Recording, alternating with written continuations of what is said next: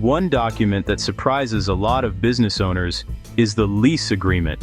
People often think, why does the lender need to see my lease? I'm applying for a business loan, not renting a building.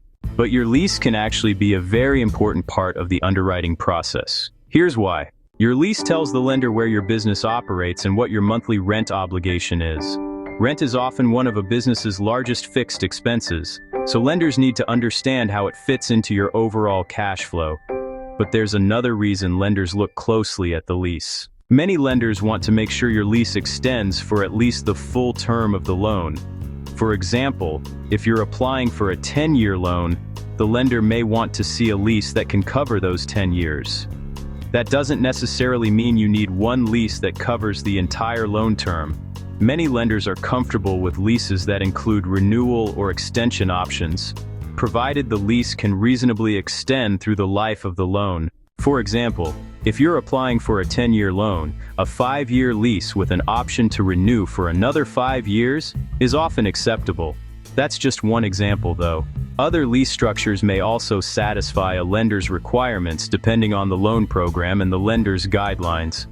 Think about it from the lender's perspective. If they're lending money that you'll be repaying over the next 10 years, they want confidence that your business will still have a place to operate during that time.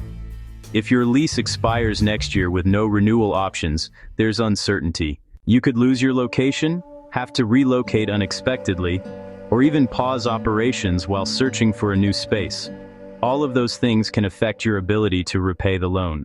Leases can become even more important for startups or businesses opening a new location.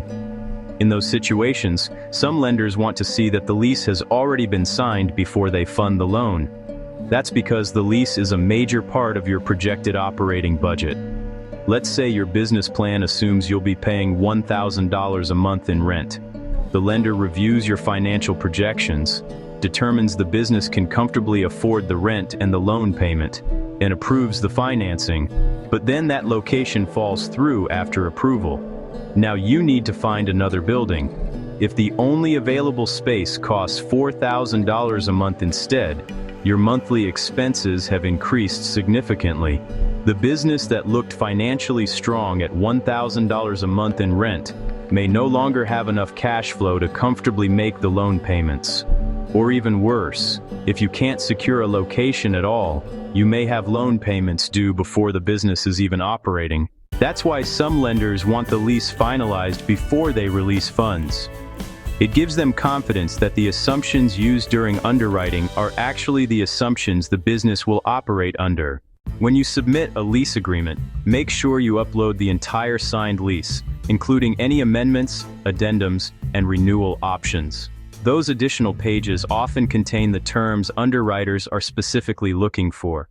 Every lender has different requirements. Some lenders are more flexible than others depending on the loan program, the collateral, and the overall strength of the application. But understanding why lenders review leases can help you avoid delays and be better prepared when it's time to apply. Disclaimer: the information on this channel is for educational purposes only and does not constitute financial, legal, tax, or lending advice. I am not a financial advisor, attorney, or tax professional. Any views shared are general in nature and are not intended to represent any specific lender or employer.